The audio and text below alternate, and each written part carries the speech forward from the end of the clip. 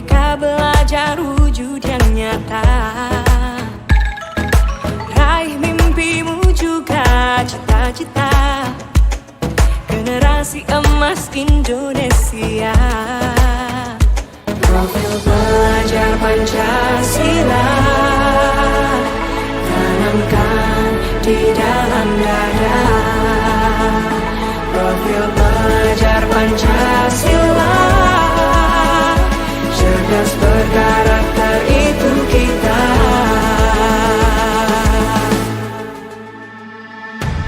Beriman dan bertakwa pada Tuhan yang Maha Esa. Berakhlak mulia, berkebinekaan global kita. Gotong royong, berjiwa mandiri, berpikir. Baik, kita mulai mungkin barangkali Bapak Ibu. Bismillahirrahmanirrahim. Assalamualaikum warahmatullahi wabarakatuh. Yang sama-sama kita hormati Bapak Kepala PTSB SMP Negeri 28 Bulukumbar.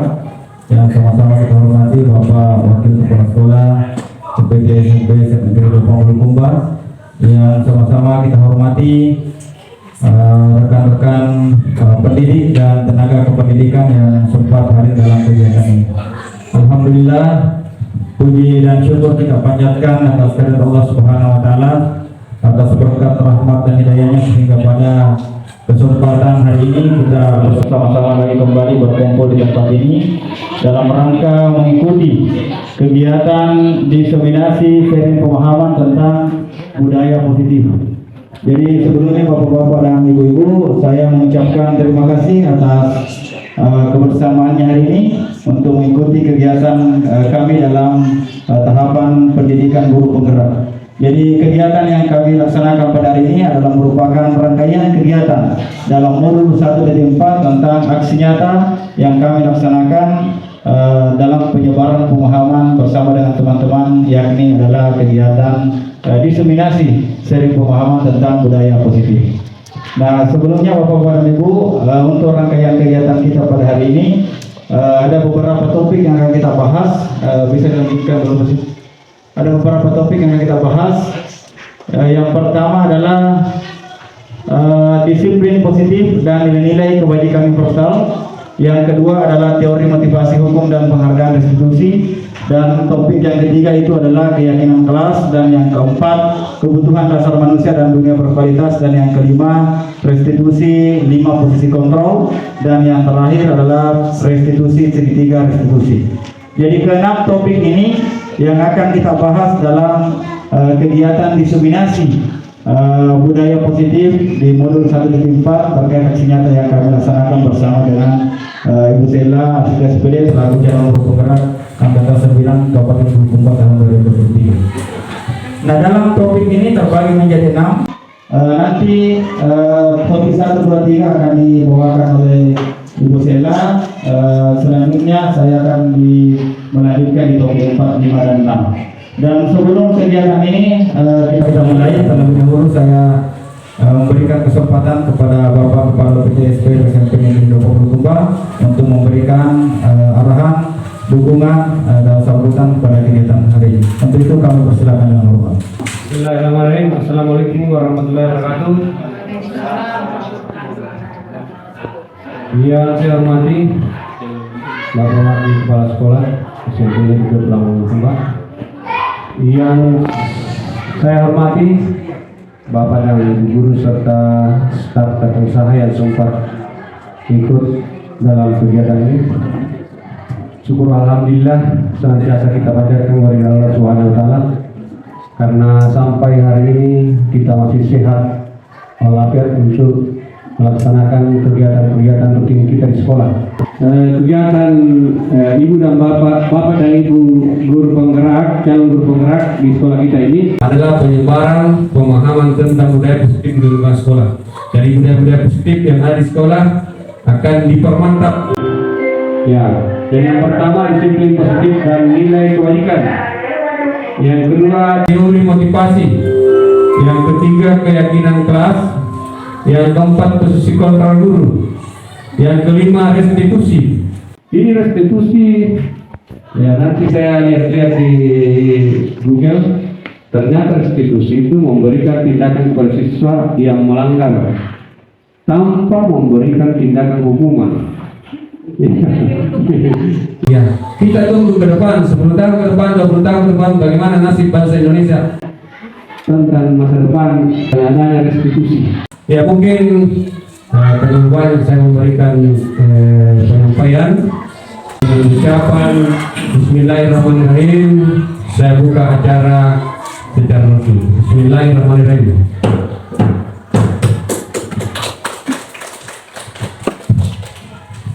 Baik, terima kasih atas sambutan yang diberikan oleh Bapak Kepala Negeri Labuhan Bulukumba.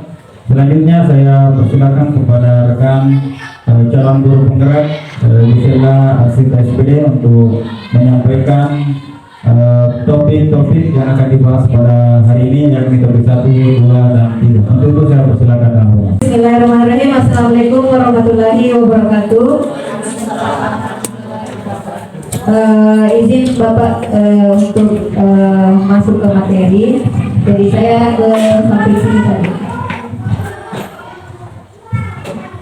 Ya, terima kasih yang sebesar-besarnya kepada Bapak dan Ibu guru yang telah meluangkan waktu untuk mengikuti kegiatan hari ini.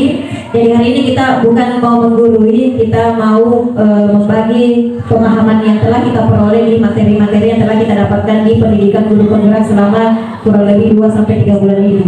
Jadi mengapa hal ini sangat penting? Karena tentunya Bapak Ibu sudah pernah mengalami semua. Awalnya sebagai murid, kemudian Bapak Ibu naik tingkat menjadi guru. Nah, kemudian kita lanjut saja.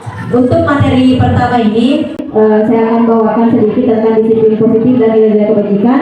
Kemudian akan dilanjutkan dengan teori motivasi, hukuman, penghargaan hingga pada restitusi. Kemudian terakhir adalah keyakinan kelas.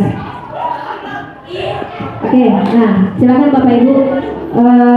Dari sekian banyak tujuan pendidikan yang biasa Bapak Ibu dapatkan, terutama di Undang-Undang Tujuan Pendidikan Nasional Undang-Undang Nomor 20 Tahun 2003, sebenarnya kita dikembalikan lagi kurikulum yang terbaru mengarahkan kita ke tujuan pendidikan ini, di mana di hadapan Dewan Syarah menyatakan bahwa pendidikan itu dilakukan untuk menuntun segala kekuatan atau kodrat anak agar mereka bisa menjadi manusia dan anggota masyarakat. Jadi intinya sebenarnya di sini adalah tujuan pendidikan itu membuat murid itu menyadari bahwa mereka memiliki potensi, kemudian menggunakan potensi itu untuk mengembangkan dirinya. Jadi bukan lagi berfokus pada kurikulum yang mengatakan bahwa tujuan atau indikatornya harus seperti ini, kemudian metodenya harus seperti ini untuk sama setiap murid. Tapi kita diarahkan untuk menggunakan kodrat-kodrat yang ada pada murid itu untuk membuat mereka bisa mengikuti pendidikan agar mereka bisa selamat mengikuti pembelajaran. Oke, lanjut Bapak Ibu. Nah, topik disiplin positif dan nilai kebajikan universal. Nah, coba silakan kita praktik sama-sama ya Bapak Ibu. Coba Bapak Ibu mengangkat salah satu tangannya, satu saja, ya. Dibuka, dilepaskan. Kemudian anggaplah di tangan Bapak Ibu ada sesuatu yang Bapak Ibu sangat inginkan, sangat ingin lindungi, sangat dicita-citakan. Anggaplah misalnya saya ingin menjadi presiden. Digenggam sekuat tenaga. Silakan Bapak Ibu genggam. Jangan biarkan siapapun mengganggunya. Kira-kira apa yang akan Bapak Ibu lakukan untuk melindungi agar apa yang Bapak Ibu sembunyikan itu tidak diambil oleh orang lain? Diapakan? Ya jangan ditinju. Diapakan? Digenggam erat-erat. Bagaimana kalau saya ke Pak Samsul? Coba Pak Samsul. Pak Samsul, coba dibuka tangan. Tak bisa? Ayolah. Bukasih nanti gula-gula. Atau nanti bagi makan bakso di Batu Asan? Ya ada yang langsung juga. Nah, usaha itu adalah bagaimana kita istilah sederhananya tidak membiarkan lingkungan kita, pengaruh-pengaruh yang ada di sekitar kita yang kita anggap kurang positif untuk mengganggu apa yang telah kita jadikan tujuan. Jadi itu maksudnya. Jadi bagaimanapun orang membujuk kita, mengiming-imingi bakso, gula-gula, gula merah, apa dan sebagainya, kita tetap melindungi, jangan membiarkan orang lain merusak apa yang telah kita tuju. Itu ya. Oke, semoga bisa ditangkap sedikit maksudnya dari situ. Nah ini kita lanjut lagi. Miskonsepsi tentang teori kontrol. Pasti Bapak Ibu pernah merasakan seperti ini. Pokoknya harus pungut sampah kalau masuk di sini. Kita mungkin merasa dalam diri, kalau lihat anak-anak berdiri langsung pungut sampah, pasti ada kepuasan dalam hati ya. Ini nak pungut di sampah terus. Padahal sebenarnya itu hanya sebuah ilusi. Pemikiran kita mungkin beranggapan bahwa oh anak-anak kalau lihat takut nih ambil. Padahal itu hanya ilusi bagi kita, menganggap kita ditakuti atau didengarkan oleh anak. Itu hanya ilusi. Apa artinya? Kalau kita tidak ada, anak-anak tidak akan pungut sampah. Kenapa?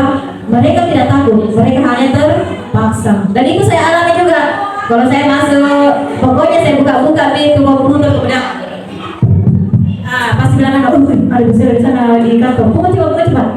Awalnya saya merasa, ya alhamdulillah sudah sadar. Padahal sebenarnya dari situ menunjukkan anak-anak belum sadar karena harus selalu ditegur. Jadi bentuk itu merupakan ilusi kontrol guru terhadap muridnya.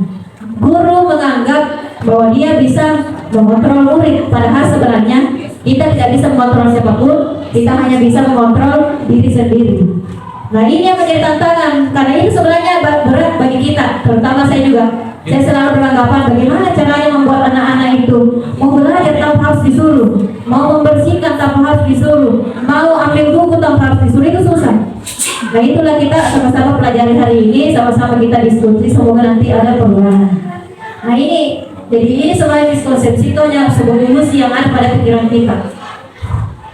Nah, ini ada bagaimana seseorang bisa berubah dari stimulus respon ke menjadi kontrol.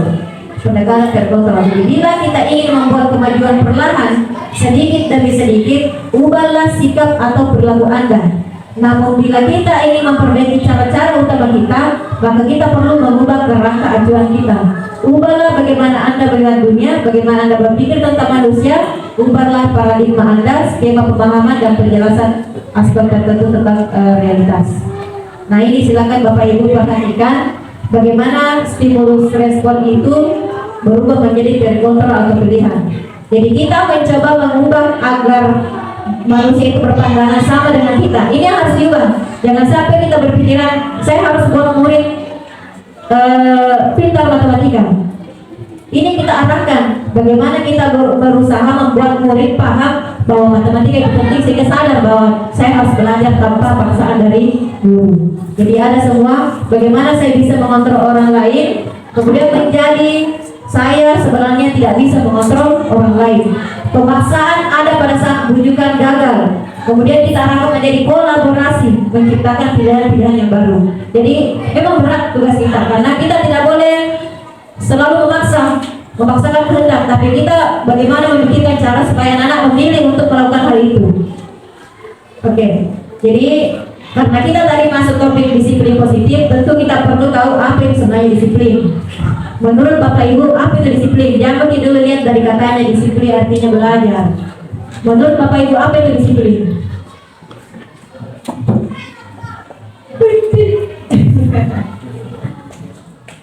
Pak Ramli mungkin bisa, apa itu disiplin menurutnya Bapak?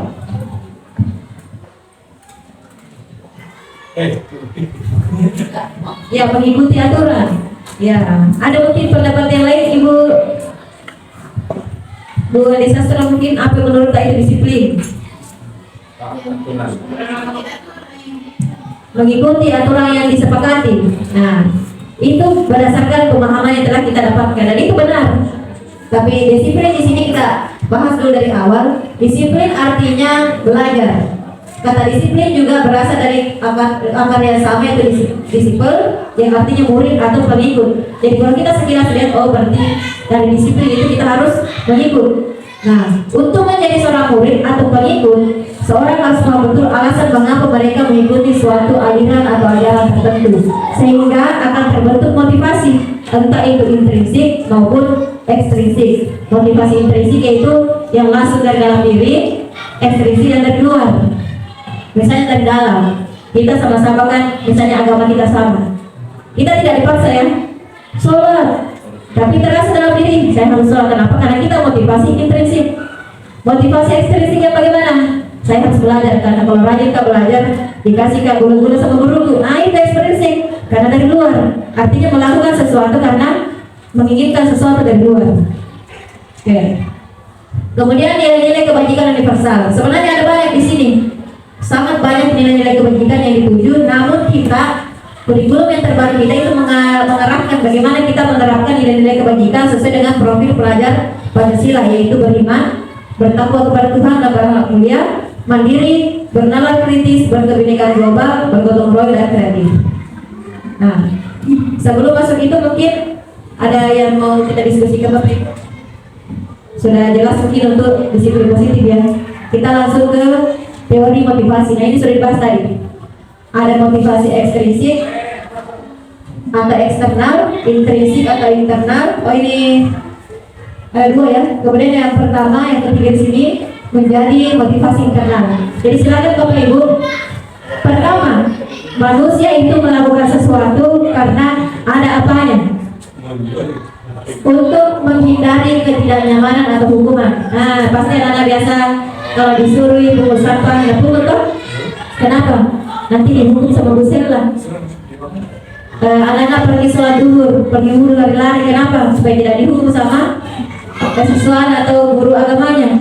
Nah, itu artinya siswa atau murid kita itu melakukannya agar tidak didapatkan atau diberikan hukuman oleh guru yang bersangkutan. Itu adalah motivasi eksternal. Artinya tidak ada dalam dirinya untuk melakukan itu. Nah, apa yang terkait dengan kalimat ini? Dipikirkan anak, bagaimana kalau tidak ada guru agamaku? Kalau saya tidak sholat, apa yang terjadi pada saya? Itu yang selalu di benaknya anak kalau motivasi eksternal. Apa ya yang saya dapatkan kalau saya tidak sholat? Apa ya yang saya dapatkan kalau saya tidak kerja tugas? Nah itu yang selalu dipikirkan. Kemudian yang kedua, motivasi eksternal, mendapatkan imbalan atau penghargaan dari orang lain. Nah ini banyak. Kadang kita memberikan anak-anak gula-gula atau pulpen kan? Saya biasa melakukan itu. Yang paling cepat selesai tugasnya. Siapa paling cepat catatannya? Kita itu anak-anak akan senang dan akan semangat terus pada pertemuan berikutnya. Tapi ingat Bapak Ibu, suatu waktu Bapak Ibu tidak memberikan hadiah lagi kepada murid kita itu, pasti ada muncul kekecewaan. Tidak ada suka maka guruku tidak ada kasih gula-gula, tidak ada suka maka guruku tidak ada kasih pulpen. Karena saya tidak merasakan itu, saya selalu dulu memberikan apresiasi berupa benda-benda kecil. Namun ternyata setelah diperoleh ini bagus, tapi untuk jangka panjang tidak disarankan. Kenapa? Muncul kekecewaan kalau murid kita tidak mendapatkannya lagi. Dan ini tidak mampu kita lakukan sampai terus-menerus. Nah, kemudian yang ketiga, motivasi internal. Nah, ini tujuan dari disiplin positif, yaitu bagaimana murid kita melakukan sesuatu karena dorongan dari dirinya sendiri untuk menjadi orang yang mereka inginkan dan menghargai diri sendiri dengan nilai yang mereka percaya. Misalnya, saya percaya bahwa dengan rajin belajar itu bagus untuk diri saya. Jadi saya tidak perlu lagi dipaksa oleh guru saya untuk belajar atau membaca karena saya punya nilai sendiri yang saya yakini. Jadi itu terkait dengan saya akan menjadi orang seperti apa kalau saya melakukannya. Nah ini harapan kita semua. Semoga nanti selama proses belajar bersama ini kita bisa sampai ke tahap ini. Nah ini identik mungkin. Silakan Bapak Ibu baca judulnya. Dihukum oleh penghargaan. Apa kira-kira maksudnya? Dihukum oleh penghargaan. Ya kalau kita baca sekilas, berarti penghargaan yang justru memberikan hukuman. Awalnya pun sebenarnya saya kurang setuju dengan seperti ini. Tapi ketika dipelajari detail, ternyata kalau kita perhatikan murid kita misalnya berikan penghargaan atau hadiah atau misalnya sertifikat ketika dia juara lomba, juara ranking 1, fokusnya betul beban psikologis bagi anak. Nanti saya tidak ranking lagi, tidak dapat sertifikat, marah emang gak membantu. Nah itu betul, justru dengan sertifikat itu kadang membuat anak-anak terbebani hati dan pikiran dan menjadi hukuman bagi mereka karena mereka tidak fokus pada apa yang mereka pelajari, tapi fokus pada bagaimana supaya saya mendapatkan sertifikat. Segala cara dilakukan, nyontek pas ujian, membuka buku catatan, karena apa tujuannya? Supaya nilai itu bagus, bukan karena apa yang saya pelajari dari belajar itu. Jadi pemberian penghargaan itu bagus, tapi bukan untuk jangka panjang. Karena apa? Hanya memberikan pengaruh jangka pendek. Penghargaan itu tidak efektif karena bisa menurunkan kualitas, tidak memperhatikan lagi materinya, perhatikan saja bagaimana mendapatkan nilai 100. Kemudian mematikan kreativitas, merusak hubungan sesama. Nah, murid biasa seperti itu, tidak mau kerja kelompok. Kenapa? Nanti kalah nilaiku. Terutama kalau setuju ini, tidak mau kamu satu kelompok itu, tidak pintar bu, selalu cerita kiri kanan. Nah, kenapa? Karena di pikiran mereka adalah teman itu adalah saingan saya, padahal bukan. Kemudian penghargaan itu mengurangi motivasi dalam diri. Nah, di atas ada contoh apresiasi yang bisa kita berikan kepada murid kita. Misalnya di sini, pembuka. Kemarin saya perhatikan rasa empatimu besar sekali pada saat menolong murid di kelas itu.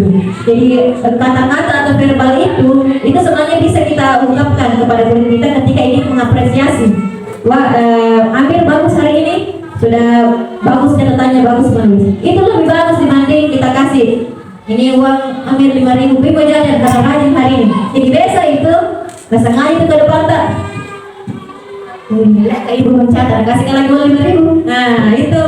Jadi mereka akan lebih terasa itu penghargaan yang kita berikan kalau kita memuji seperti itu.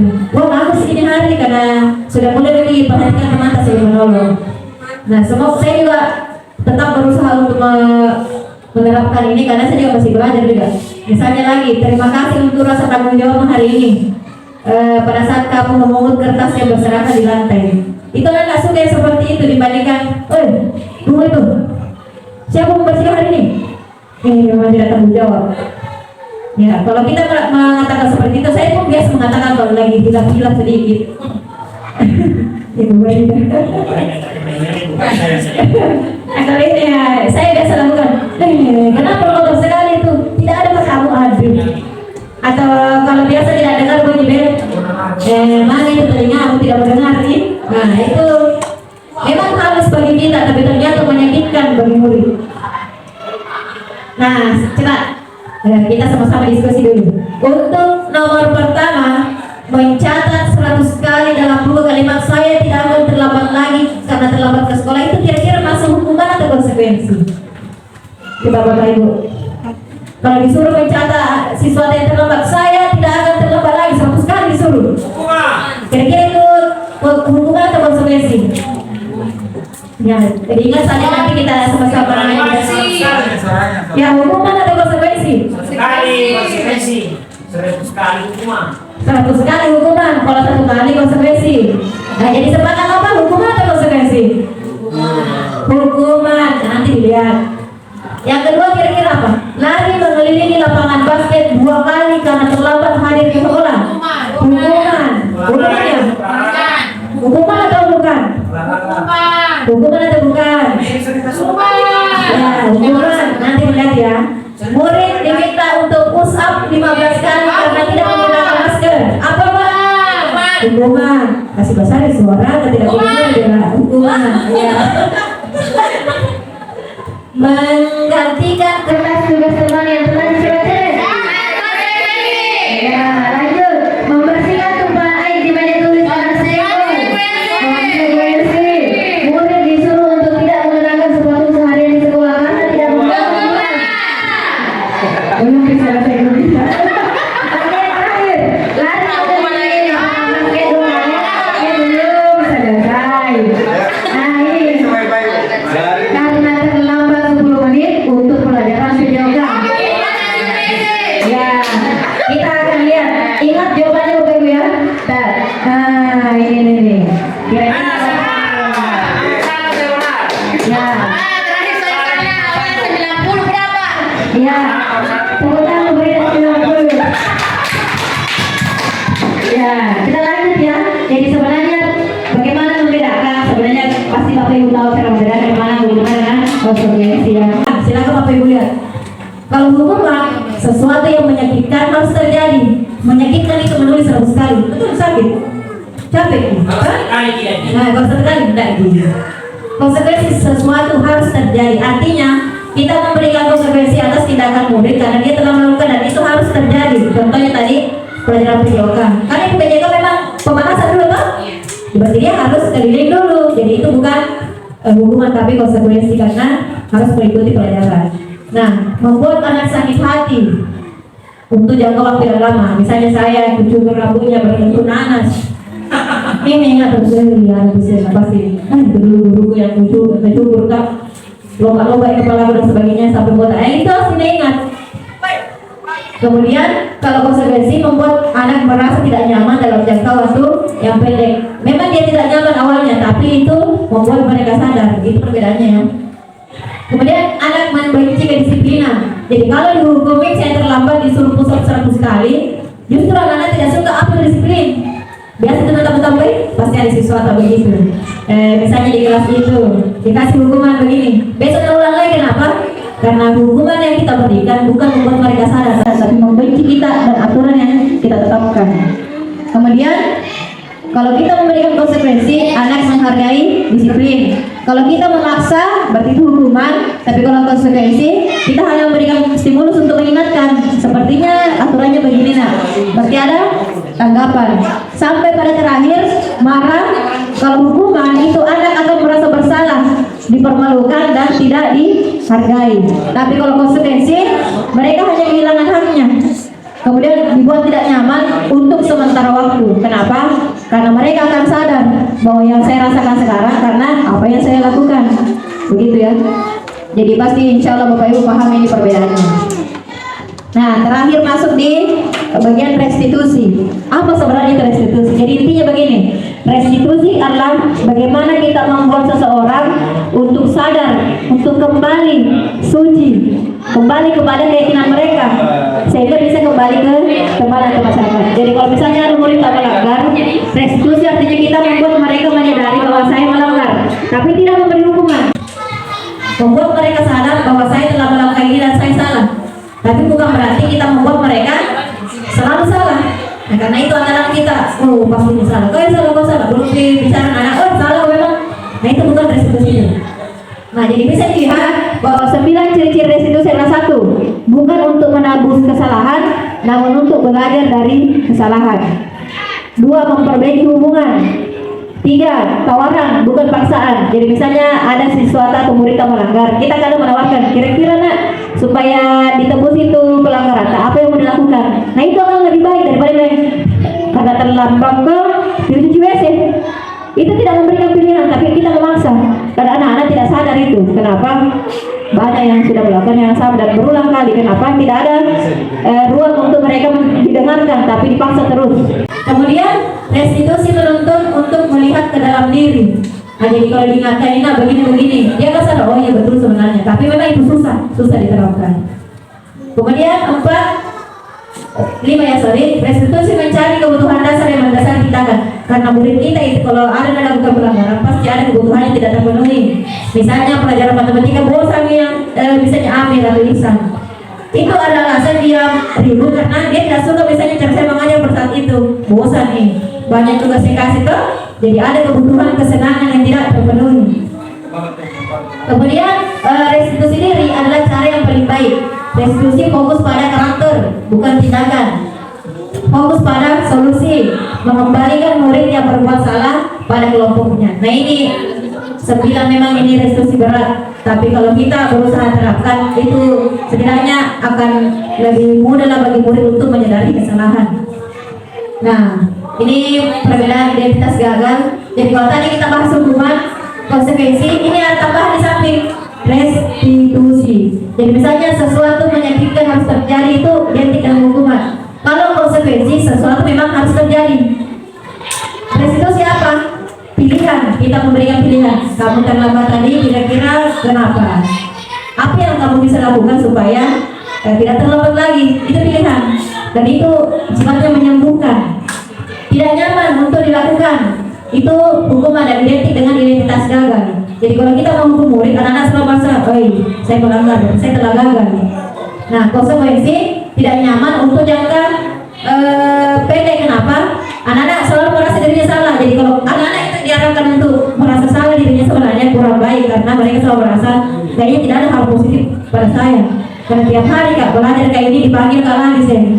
Besok belajar saya lagi dihukum, besok dihukum. Jadi selalu ada identik, oh saya sudah gagal. Jadi perbedaannya adalah kalau hukuman dan konsekuensi itu hukuman dia identik dengan ada identitas gagal kepada murid yang membuat mereka sebenarnya tidak fokus pada dirinya, hanya fokus pada saya tidak bisa, saya begini, saya tidak begini. Kalau konsekuensi fokus pada memang saya merasakan itu karena efek dari yang setelah saya lakukan. Oke? Lanjut, kalau restitusi itu berupaya kita memberikan pilihan kepada murid agar mereka langsung menyadari apa yang telah mereka lakukan, apa yang mau mereka lakukan untuk menebusnya. Nah, terakhir dari saya, topik keyakinan kelas. Nah, ini mungkin Bapak Ibu yang jadi wali kelas pasti ada kesepakatan kelasnya. Hai, saya mau tanya dulu Bapak Ibu, itu kesepakatan kelas siapa yang bikin? Murid. Siapa yang print? Murid. Isinya yang itu poin-poin keyakinan siapa yang bikin? Murid sendiri. Ada tidak yang muridnya langsung print, langsung sampai tidak tahu apa keyakinannya? Ada. Misalnya satu orang yang kerjakan itu keyakinan sekretaris. Kemudian coba Bapak Ibu nanti kalau jalan-jalan di kelas lain, apa keyakinannya di kelas Anda? Tanya bagi satu orang, pasti itu beberapa. Nah, apa? Kenapa? Satu orang yang kerja, satu orang yang tempel, satu orang yang ketik. Mereka tidak sama-sama menyusun kalimat yang mau mereka masukkan. Nah, mengapa tidak peraturan saja, mengapa harus keyakinan? Kira-kira kenapa? Jadi peraturan kelas itu diharapkan berubah menjadi keyakinan kelas. Peraturan identik dengan harus diikut. Nah, wajib kok, kalau tidak, awas kok. Nah, kalau keyakinan kita yakini masing-masing. Kalau kita yakini pasti dilaksanakan tanpa disuruh. Misalnya Bapak Ibu kan, kalau mungkin mengajar pasti belajar di malamnya.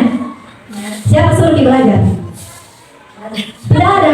Karena kita sudah yakin kalau saya mau mengajar, saya harus mempersiapkan diri. Jangan sampai besok ada murid saya yang mendapatkan pertanyaan aneh-aneh, saya tidak bisa jawab.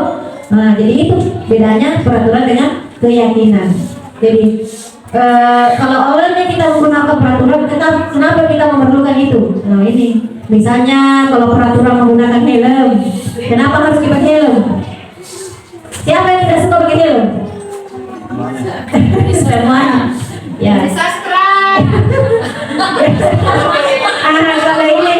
Kalau ini saya ngacungi jempol. Ya. Sakit kepala. Tapi memakai helm, ya cocok juga.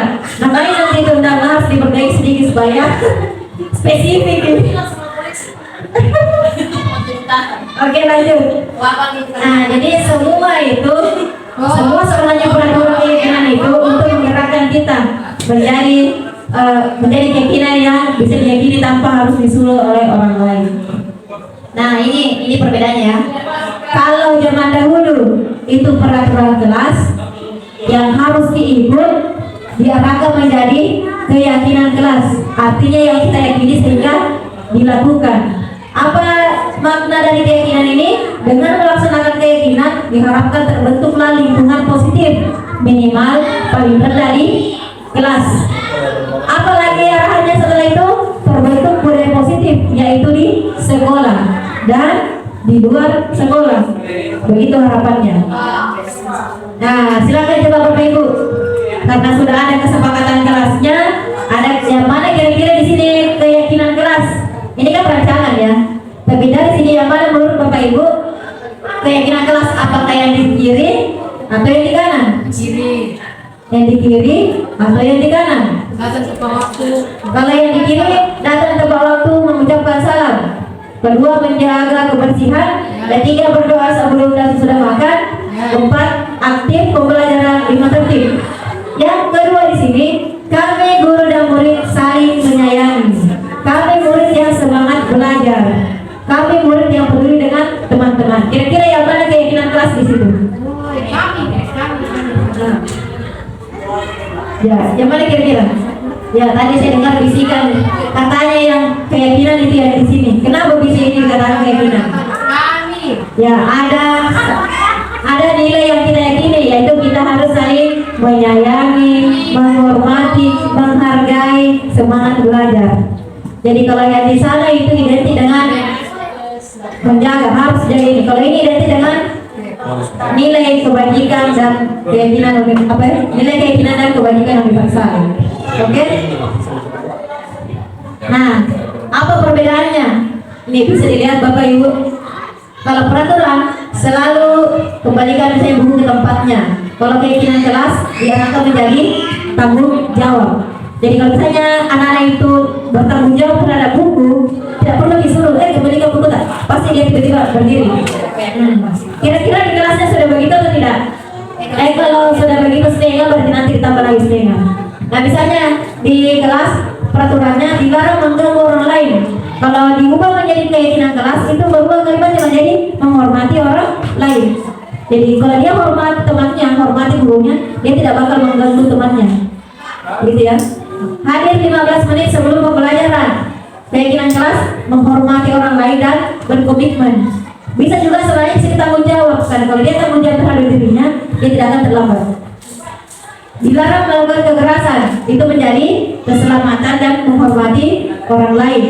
Dilarang menggunakan narkoba, nah ini kesehatan. Bisa juga menjaga kesehatan, bergantian atau menunggu giliran. Nilai-nilai menghormati orang lain dan bersabar. Kemudian menggunakan masker, kesehatan dan keselamatan. Nah di sini juga tadi pakai helm. Nah keselamatan mana lebih sakit? Ada kepala, tidak ada kepala. Lebih sakit, tidak ada kepala dan tidak ada rasanya. Nah jangan berlari di kelas atau koridor, lorong-lorong. Kita bisa arahkan menjadi keselamatan. Karena kalau lari tak bentul kepalanya, sakit bocor vitamin lagi. Jadi diarahkan menjadi jangan kalau lari bukan, diarahkan menjadi hati-hati.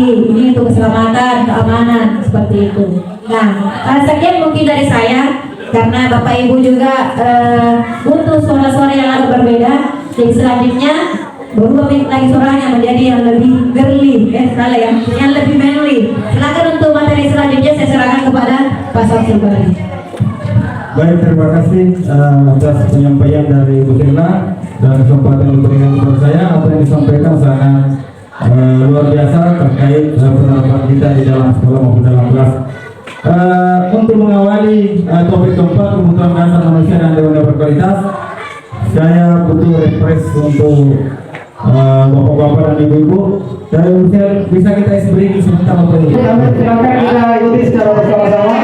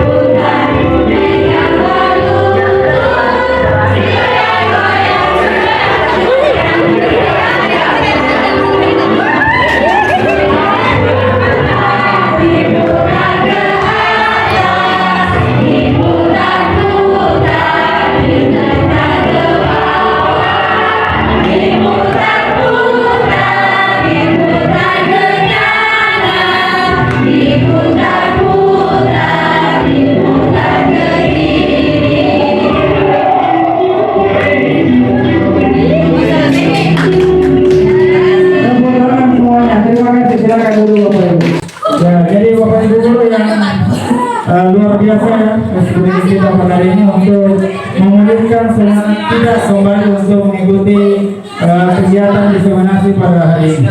Nah selanjutnya Bapak-bapak dan Ibu-ibu, saya izin bergantian kepada Ibu Sheila untuk membawakan materi ini. Jadi sekali lagi sampaikan saya tidak bermaksud untuk menggurui Bapak-bapak dan Ibu-ibu, akan tetapi kebetulan materi ini yang kami dapatkan di pendidikan guru penggerak di modul 1.4 tentang rangkaian budaya positif. Jadi rangkaian budaya positif mulai dari disampaikan tadi Bu Sheila di topik pertama sampai di topik 6 ini akan kita diseminasikan kepada bapak-bapak dan ibu-ibu atau penyebaran pemahaman bersama kita untuk mewujudkan sekolah atau lingkungan yang positif. Nah, apa yang akan saya sampaikan pada pertemuan ini adalah materi yang cukup menarik sebenarnya, karena berkaitan dengan menjadi peran kita di kelas.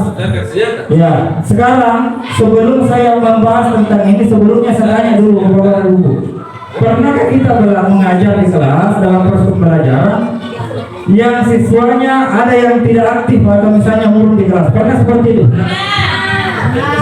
Pernah. Coba diceritakan Bapak.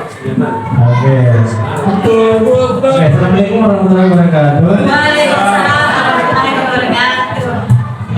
Kalau berbicara situasi di dalam kelas, pasti setiap bapak ibu guru di sini sudah merasakan apa yang bapak utarakan tadi mengenai siswa yang aktif di dalam kelas.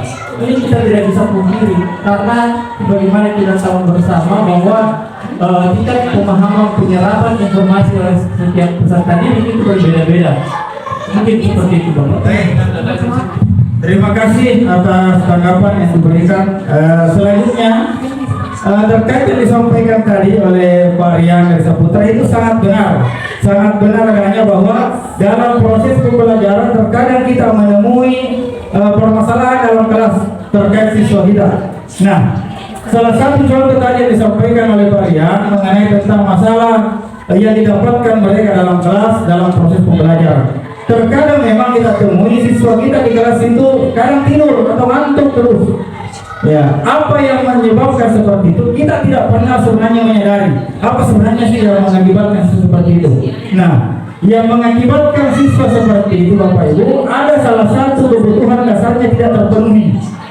Ada salah satu kebutuhan dasarnya tidak terpenuhi. Bahkan materi pada hari ini mengenai tentang diseminasi budaya positif, salah satunya materinya kebutuhan dasar manusia.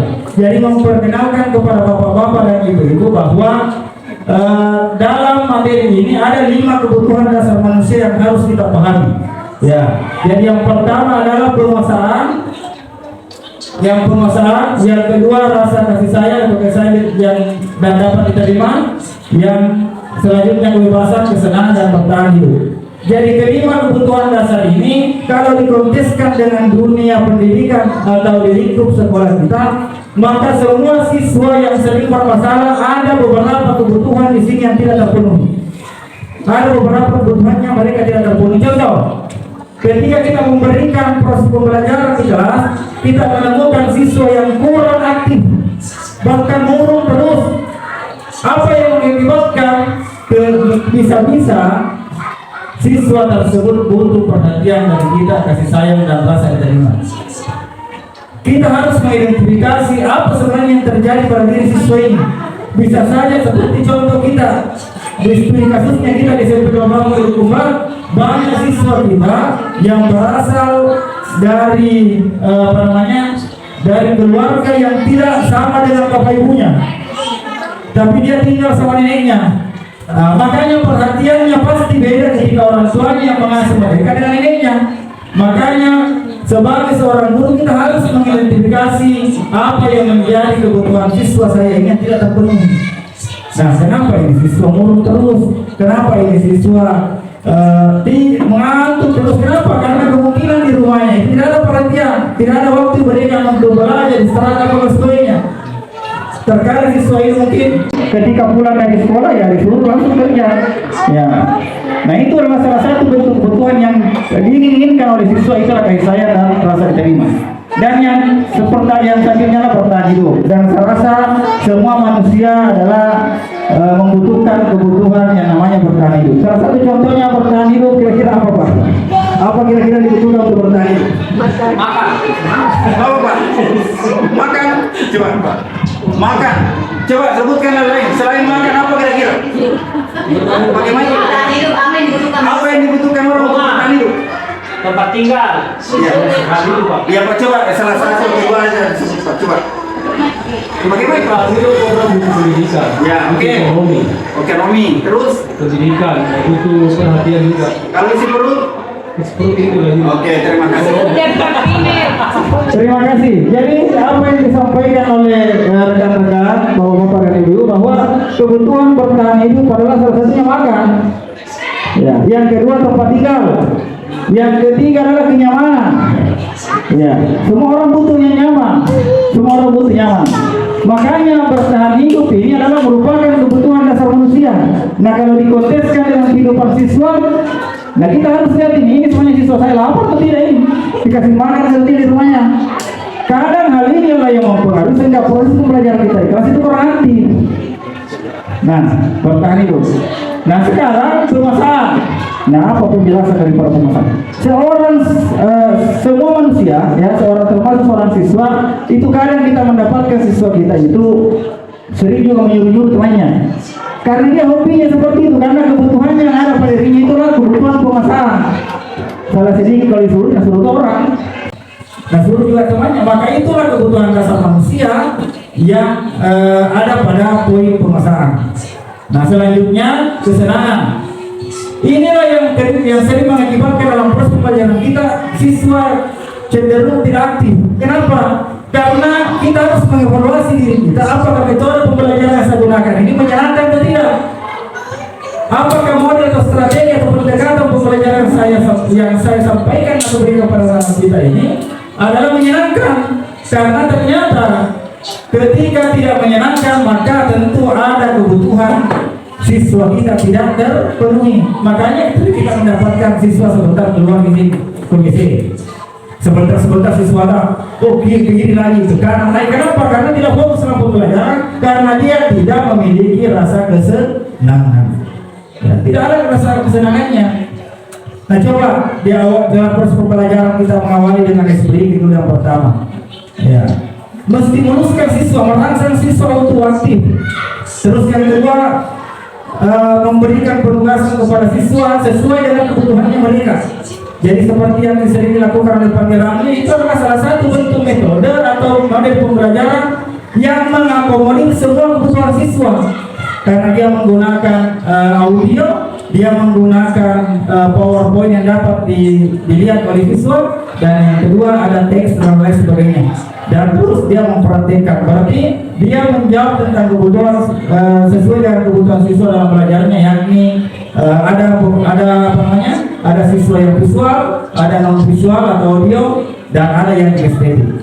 Nah inilah kesenangan, inilah yang yang sering kita tidak dapatkan kepada anak didik kita. Walaupun sebabnya kita sudah merasa bahwa pembelajaran seperti ini bisa menyenangkan, tapi ternyata efeknya pada siswa tidak ada.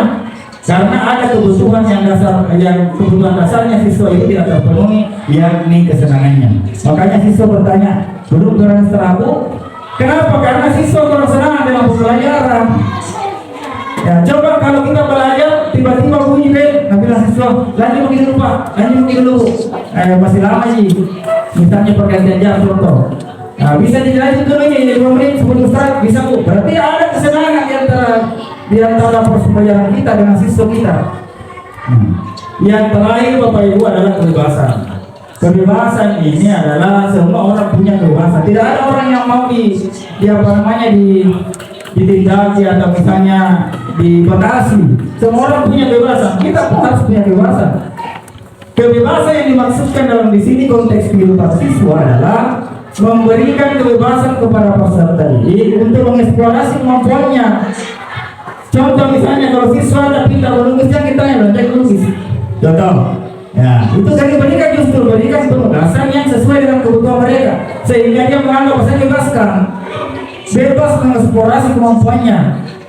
Ya, jadi seperti apa yang disampaikan tadi Ustaz sebelumnya, terkadang kita yang menganggap diri kita bahwa saya sudah memberikan kebebasan yang padahal belum. Ya, jadi seluruh tindakan manusia memiliki tujuan tertentu. Segala hal yang kita lakukan adalah usaha terbaik mendapatkan apa yang kita inginkan. Ketika mendapatkan apa yang kita inginkan, sejatinya saat itu kita sedang memenuhi satu atau lebih dari kebutuhan dasar kita. Jadi kelima kebutuhan dasar ini harus dipahami baik-baik karena ini menyangkut konteks siswa dalam kelas atau sekolah. Jadi kalau siswa melanggar ada kebutuhan yang tidak terpenuhi. Nah, pembelajaran pada hari ini atau materi pada hari ini mengenai tentang kebutuhan dasar manusia akan berkaitan dengan tindakan restitusi sebentar. Karena tadi yang dibahas oleh Bu Sela itu adalah pengertian restitusi secara umum. Yang saya akan bahas Bapak Ibu di sini adalah penggunaan restitusi. Ya, penggunaan restitusi yang sebenarnya. Bagaimana tahapan penggunaan restitusi itu? Jadi saya kira ini adalah merupakan penjelasan terkait materi 5 kebutuhan dasar manusia sesuai dengan konteks kehidupan kita dan termasuk konteks kehidupan dalam dunia pendidikan atau siswa kita di sekolah yang lain. Nah, selanjutnya setiap orang harus mempunyai dunia yang berkualitas. Jadi masuk dengan dunia yang berkualitas Bapak Ibu, kita harus mempunyai keempat huruf dalam pikiran seorang tanpa menyimpan gambaran dari presentasi dari semua yang diinginkan dan impikan. Jadi semua orang itu punya impian. Nah, contohnya siapa orang-orang yang paling penting dalam hidup Anda? Nah, tentu misalnya di sini adalah keluarga. Nah, yang kedua nilai-nilai kebajikan apa yang terpenting dalam hidup Anda? Jadi ini nilai-nilai kebajikan adalah nilai-nilai yang kita yakini. Nah, seperti tadi yang sampaikan oleh Bu Sela, kenapa ada orang menggunakan sepeda motor harus pakai helm? Kenapa? Karena takut dengan polisi, berarti dia tidak menggunakan nilai-nilai keyakinannya karena hanya takutnya dengan polisi. Berarti dalam polisi tidak pakai helm. Kalau nilai keyakinan yang mau dibahas di sini adalah kita tetap menggunakan dimanapun saja tidak pergi karena kita pahami bahwa otak kita ini adalah butuh dijaga.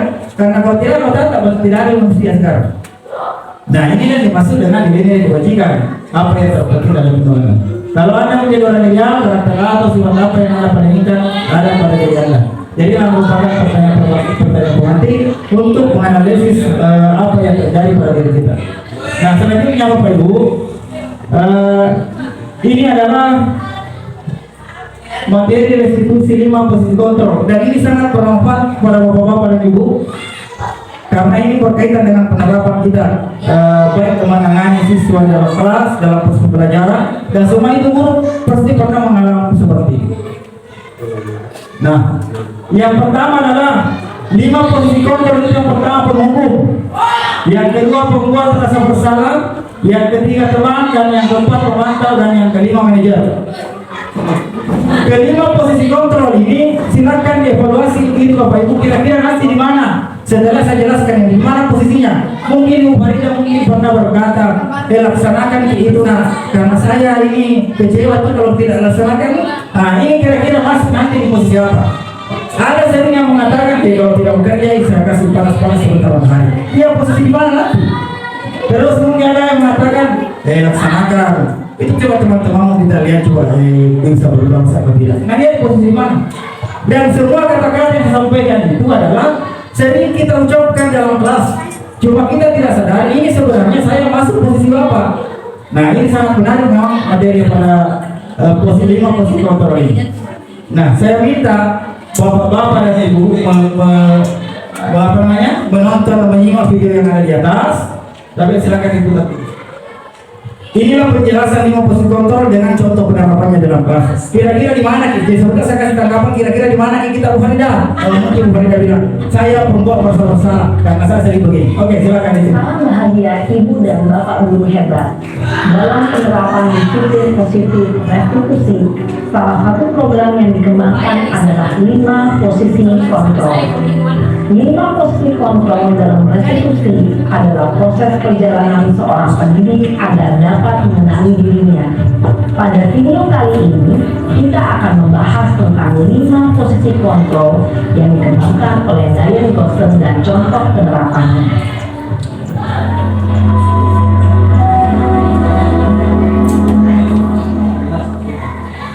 Lima posisi kontrol itu adalah 1.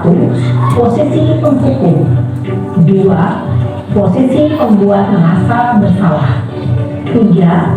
Posisi teman, 4. Posisi pemantau atau monitor, dan 5. Posisi manajer. Untuk lebih memahami kelima posisi tersebut, Mari kita saksikan kasus Naren yang terlambat hadir 20 menit di sekolah.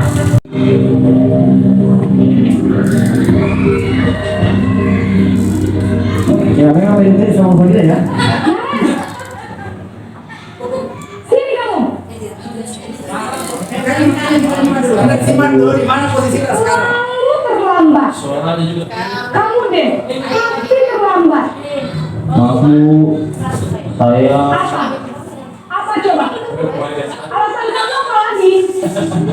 Kapan sih kamu tidak terlambat? Malah sekali kamu jadi anak. Dasar semangat. Gak kapok sih kamu. Sudah berapa kali terlambat? Sana, kamu keliling lapangan basket 2 kali. kenapa saya harus ke lapangan basket Bu? Kenapa? Kamu marah ibu? Berani-beraninya jawab. Sudah terlambat, masih berani jawab pula. Sekarang, keliling lapangan basket 5 kali sekalian. Biar kapok. Cepat. Pergi sana ke lapangan basket. Nah, posisi apa itu tadi? Ada yang gini seperti itu? Ada. Menyakiti dan menyindir. Hukuman bisa berupa fisik maupun psikis. Ibu dan bapak guru hebat. Dampak yang terjadi pada murid ketika Intinya semua posisi itu ada pada diri kita nanti. adalah murid Kita dari mana posisi kita? berontak, bahkan Kalau yang pertama dia tadi itu sudah jelas. Siapa pelakunya?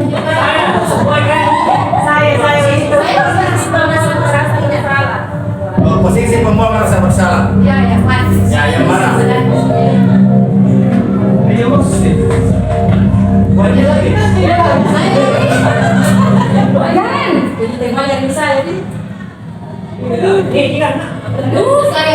Selamat pagi Bu. Naren, kamu kenapa terlambat lagi ya? Naren, kamu senang ya bikin ibu susah ya? Kalau kamu terlambat lagi, nanti ibu yang ditegur bapak kepala sekolah nak. Bisa nggak ibu tidak bisa membina kamu? Duh, gimana ini? Maaf Bu, Duh Gusti Naren, kamu suka ya kalau ibu ditegur bapak kepala sekolah? Terus, sekarang ibu harus tulis apa yang di buku absen? Ini kamu sudah sering terlambat loh. Ibu harus apa coba? maaf Bu, maaf sekali.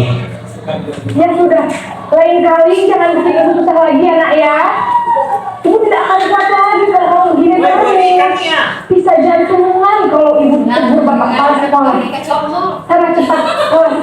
Maaf ya Bu, maaf sekali. Ya, kita lihat lagi posisi ketiga. Rasa bersalah dengan nada tenang, cenderung lembut. Namun kata-kata yang diutarakan membuat murid merasa menjadi orang yang gagal, memandang buruk dirinya sendiri, merasa tidak berharga, dan tidak sanggup membahagiakan orang lain.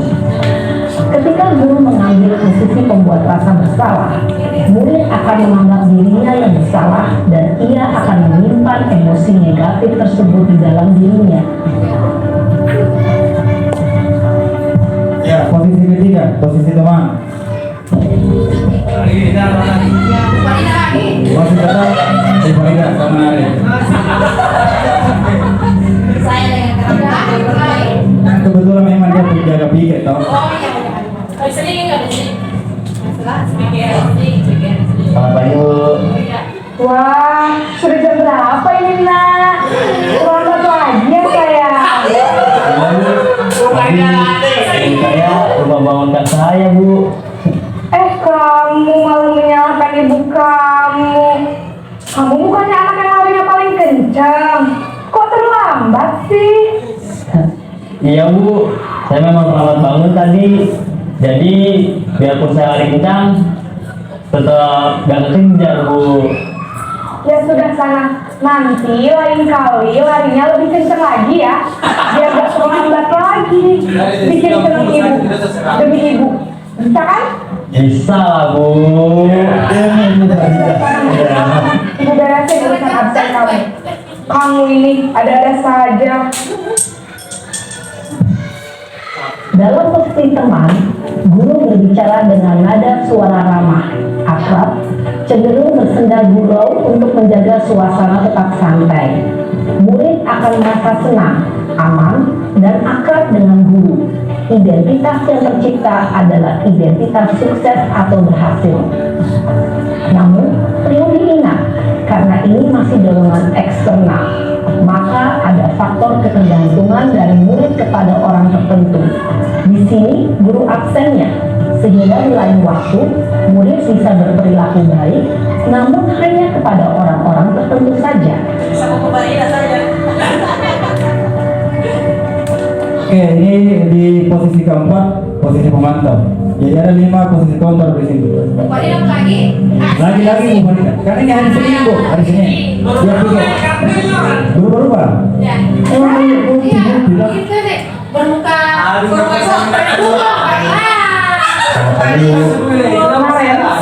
Apa peraturan sekolah kita tentang jam berapa kita harus masuk sekolahnya? Kita harus di sekolah jam 7 Bu. Iya betul, sekarang sudah jam 7.20. Kalian sudah tahu konsekuensinya jika terlambat hadir?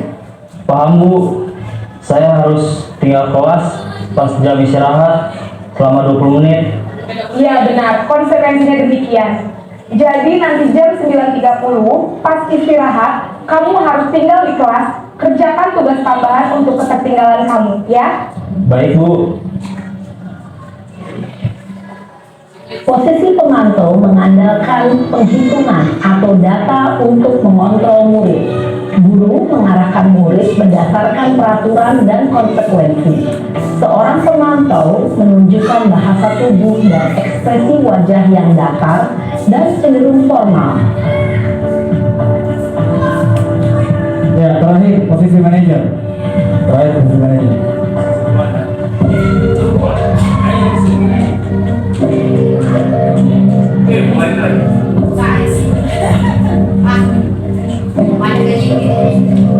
Naren!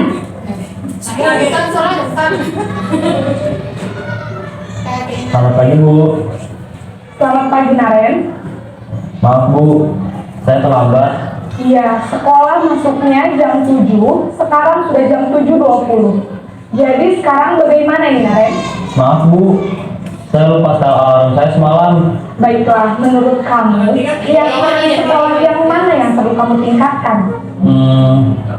Menghargai diri sendiri dan orang lain mungkin ya Bu. Setuju. Jadi, apakah Naren meyakini prinsip saling menghormati tersebut?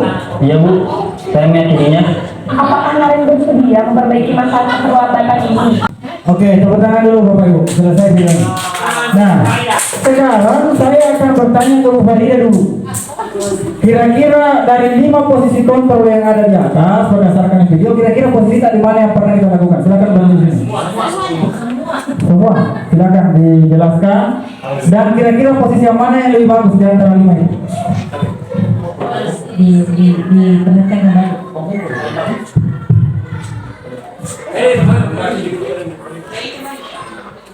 Ada kesannya saya ada kesannya ke belakang ke depan ya. Dan saya harus lihat dulu apa tadi ya keyakinan. Kalau maksudnya secara spesifik tidak ya, semua kayaknya saya pernah melakukan semua 5 posisi kontrol ini, tapi yang paling sering saya lakukan adalah membuat rasa bersalah. Iya. Kemudian mungkin kalau yang paling cocok mungkin menurut saya ya manajer barangkali. Itu menurut saya. Terima kasih. Baik. Terima kasih atas jawaban dari Bu Selma. Saya mendengarkan satu jawaban dari Pak Ibu dulu. Kira-kira yang sering dilakukan Pak, yang mana di antara 5 orang ini, 5 posisi kontrol ini? Silakan. Bisa cukup dulu saja. Jadi terima kasih Jadi yang mungkin paling sering saya lakukan itu adalah penghukum. Ya, jadi saya sering menghukum siswa pada dasar lapas. Dan kalau melihat dari penjelasannya tadi dan contohnya tentang efek dari peserta didik itu sendiri, saya rasa yang paling bagus mungkin kita terapkan dari posisi 5 posisi kontrol ini adalah mungkin sesuai dengan pendapat di Pak Ida di manajer ya. Tapi mungkin bisa ditambahkan oleh Bapak Samsul Sebentar pembagian-pembagian dari 5 posisi kontrol ini yang paling bisa kita laksanakan ya, seperti itu. Terima kasih. Baik Pak, terima kasih banyak atas jawaban dan tanggapan pemerintah setelah menyimak video yang di atas. Nah, saya rasa Bapak-Bapak dan Ibu sudah memahami apa yang menjadi posisi kontrol kita yang tentu kita terapkan yang lebih bagus di sekolah kita yang dapat menumbuhkan nilai-nilai kebajikan. Jadi posisi kontrol manajer yang dimaksudkan tadi Pak Ibu dengan Bu Farida itu adalah mengajak siswa untuk berdiskusi dan menanyakan tentang keyakinan. Jadi ini adalah hal yang paling bagus karena menyadarkan kepada peserta didik kita dan berangkat dari hati nuraninya untuk menyadari kesalahan-kesalahan yang mereka lakukan dan memberikan solusi, menawarkan solusi. Kalau di kolaborasi bagaimana? Silakan. Oke, terima kasih. Tadi banyak sekali tipe-tipe posisi kontrol yang ada di dalam sekolah kita.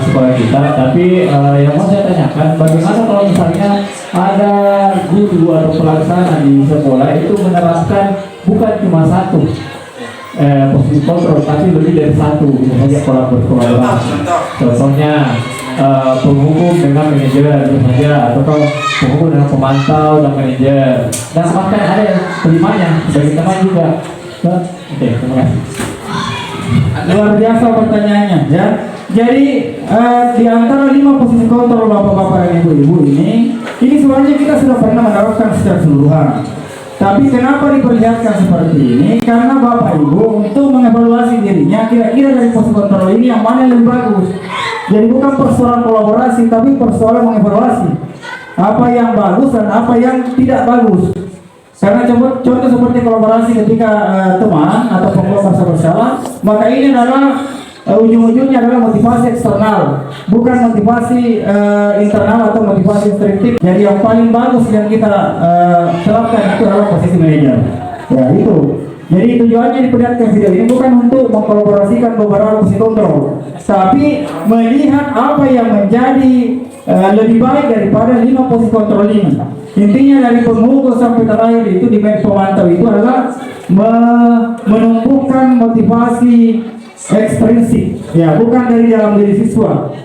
Ya, yang dalam diri siswa itu adalah manajer. Menumbuhkan nilai-nilai kebajikan yang ada dalam diri siswa itu adalah menggunakan posisi kontrol manajer.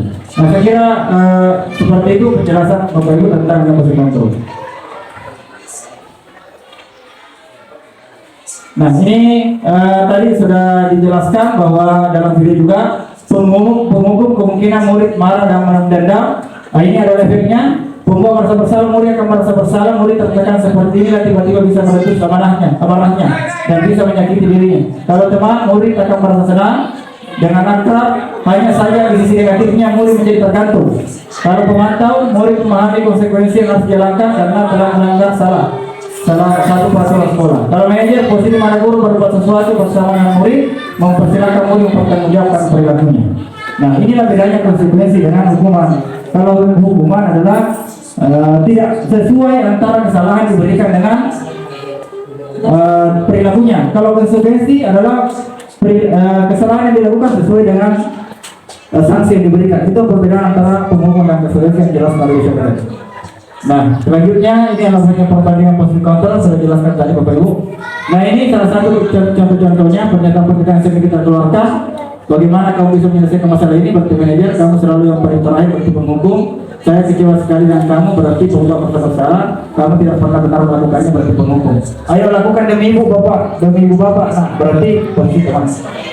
Nah, dari posisi kontrol itu ada yang paling penting Bapak Ibu, lanjutan dari materi ini adalah restitusi yang saya jelaskan tadi, bahwa restitusi itu adalah memberikan tindakan kepada murid kita mengatasi kesalahannya dan memperbaiki kesalahannya dan bisa dikembalikan kepada kelompoknya lebih kuat. Jadi ini ada hubungannya dengan posisi kontrol yang kita lakukan dengan tindakan restitusi. Jadi restitusi yang dijelaskan dari Bu Sela itu adalah gambar secara umum, dan restitusi yang disampaikan ini adalah langkah-langkah melaksanakan restitusi di sekolah yang menangani siswa yang bermasalah. Jadi baik dalam proses pelajaran kita tangani sendiri, begitu di luar kelas mungkin ada siswa yang tangani, begitu seterusnya Bapak Ibu, dan menggunakan segitiga restitusi. Nah, ini yang dimaksud dengan segitiga restitusi. Segitiga restitusi adalah yang pertama menstabilkan identitas. Jadi langkah yang pertama kita lakukan menangani siswa tidak langsung, kenapa kamu kasih menangis ke temanmu? Kenapa kamu yang di sana merusak tempat air wudhu? Tidak langsung seperti itu. Jadi menstabilkan identitas. Contoh, jadi kalau menstabilkan identitas itu sama hanya dengan spekulasi dulu. Ada intronya sama siapa di sini? Ya, apa tujuan apa misalnya Alif tahu kan tujuan Bapak panggil ke sini? Itu namanya menstabilkan identitas. Ya. Tidak langsung kepada intinya. Jadi kita berikan dulu stimulus kepada anak didik kita. Jangan langsung menghakimi. Kamu tadi yang di sana langsung mendorong kenapa begitu? Nah, kan ini yang sering kita lakukan. Jadi segitiga restitusi ini bukan tidak ada konsekuensinya. Setelah kita menerapkan semua ini, maka kita lihat apakah anak didik itu memang betul dia menyadari kesalahannya, tidak berbuat kesalahan lagi, atau seperti apa. Jadi ada evaluasi tindakan nanti setelah kita laksanakan restitusi. Jadi menstabilkan identitas dulu. Nah, kenapa kamu tidur tadi? Memberikan tindakan ini tidak di dalam kelas. Kalau bisa panggil masuk di ruang tersendiri. Kamu tadi kenapa tidur di kelas? Misalnya, bilang apa alasannya? Boleh saya dengarkan alasannya? Berarti dia masuk pada validasi tindakan yang salah. Boleh saya dengarkan alasannya? Saya tidak mau dengar alasanmu. Yang jelasnya kau terlambat setiap hari, alasannya tidak, saya tidak perlu dengar alasan lagi. Itu dulu sudah alasan, artinya kita tidak menerima alasannya, nak. Jadi memvalidasi tindakan yang salah itu adalah mungkin dengan kata-kata, oke, begini, nak. Semua orang itu pernah merasakan namanya salah, pernah melakukan kesalahan. Ya, tapi boleh semua orang yang melakukan kesalahan itu pasti ada alasannya. Coba bisa disebutkan alasannya apa? Nah, jadi itu namanya bentuk validasi tindakan yang salah. Terus yang kedua, langkah ketiga menanyakan keyakinan. Kira-kira kesalahan atau tindakan yang kau lakukan ini apakah sesuai dengan keyakinan kelas yang kau buat? Tidak. Atau sesuai dengan peraturan sekolah kita? Tidak, Pak. Pasti ada anak menyadari. Tidak. Terus kira-kira apa yang harus dilakukan ke depannya? Nah, anak-anak akan menyesuaikan tindakannya dengan keyakinannya mereka. Jadi seperti itu sebenarnya tindakan inilah yang dimaksud dengan segitiga restitusi. Langkah pertama menstabilkan identitas, yang kedua memvalidasi tindakan, dan yang ketiga menanyakan tindakan. Maka dari itu untuk menerapkan ini Bapak Ibu, dimohon kolaborasi dan kerjasamanya di semua kelas, termasuk Bapak Ibu wali kelas. Ada terpampang atau terpasang keyakinan kelas. Ada beberapa kelas yang sudah saya beri fasilitasi. Kelas 92 kemarin, 91 Bu Sela, dan ada di 93, di kelas 71, 72 sudah, di kelas 8 dua juga sudah. Jadi yang belum difasilitasi itu adalah kelas yang di ujung sana. Jadi mungkin Bapak Ibu, mungkin saya minta kolaborasinya kerjasama baik untuk merumuskan keyakinan kelas itu bersama siswanya. Jadi salah satu contoh merumuskan keyakinan itu memberikan semacam lembaran-lembaran kepada anak baru tulis apa contoh-contoh peraturan yang kita di kelas. Setelah itu kita rumuskan menjadi kata positif dan apa keyakinan atau nilai kebajikan yang ada pada diri siswa yang muncul dari apa yang dia tulis. Seperti itu saja. Setelah itu dikumpulkan, dijadikan sebagai kalimat positif. Setelah itu suruh nanti baru setiap hari. Jadi itulah yang dimaksud dengan kebiasaan. Jadi budaya positif itu adalah kebiasaan yang baik yang diterapkan di sekolah kita. Ya, jadi terus terang Bapak Ibu, kalau kita melihat kebiasaan positif di sekolah kita itu sebenarnya terlalu sedikit. Kebiasaan positif kita itu kurang sekali. Ya, kebiasaan positif kita yang sekarang ini hanya salam duhur. Ya, bahkan penjemputan siswa di kelas itu di halaman di sekolah itu tidak dilaksanakan. Ya. Yang kedua, belum ada kegiatan-kegiatan disiplin positif lainnya atau budaya positif lainnya. Contoh misalnya sarapan bareng misalnya anak-anak itu belum ada juga kita laksanakan. Yang kedua, kita programkan literasi, belum pernah terlaksana literasi yang secara universal, yang maksud saya. Kalau secara per kelas ya mungkin, tapi kalau secara universal di sini ya belum pernah kita laksanakan. pernah sebelumnya tapi terhenti lagi. Jadi sebisa mungkin budaya-budaya seperti itu kita kembangkan di sekolah kita untuk menciptakan lingkungan yang positif. Nah, ini sudah tadi Bapak Ibu yang menstabilitas. Inilah penjelasan saya tadi bagaimana cara mempraktikkan segitiga restitusi itu kepada anak didik kita yang melakukan persoalan. Ini adalah validasi sama seperti sampaikan dan refleksi Bapak Ibu. Saya minta satu orang dulu hal apa yang mengubah dan perasaan apa yang muncul selama hidup ini khususnya mengenai makna disiplin dan motivasi. Terus peran Among seperti apa yang Anda telah lakukan selama hidup sharing akan menjadi Among seperti apa selama hidup sharing. Jadi secara kesimpulan refleksi ini saya minta kepada salah satu rekan sejawat kita Pak Ramli memberikan gambaran apa yang kita dapatkan pada hari ini setelah kita diseminasi. Terima kasih. Baik, terima kasih. Yang saya pahami di sini,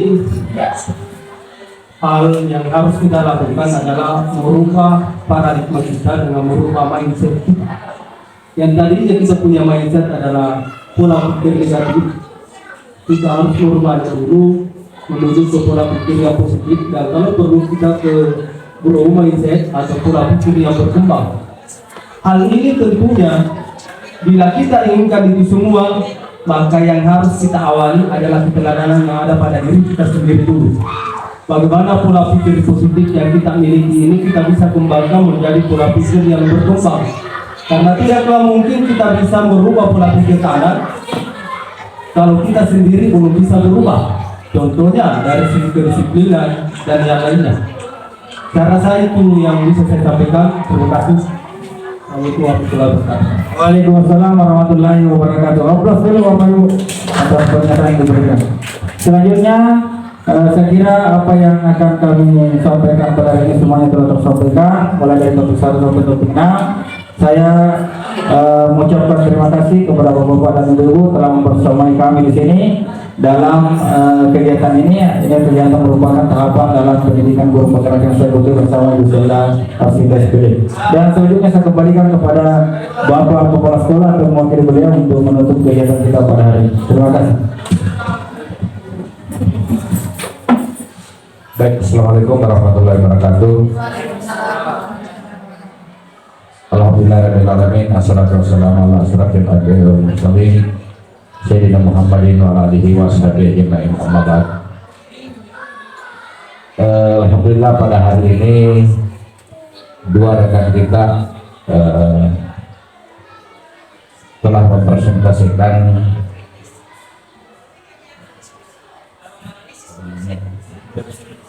budaya positif dalam proses pembelajaran.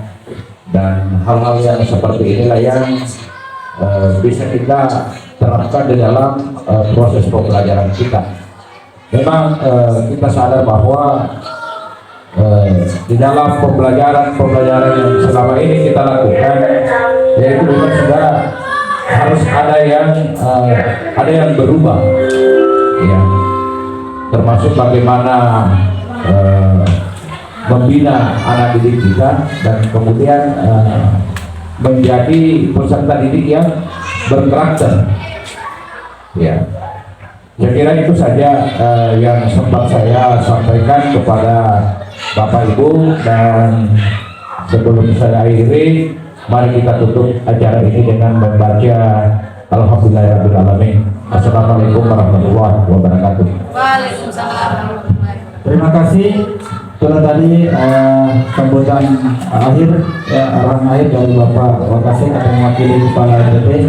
Demikian kegiatan kita pada hari ini. Saya mengucapkan wabillahi taufiq wal hidayah. Assalamualaikum warahmatullahi wabarakatuh.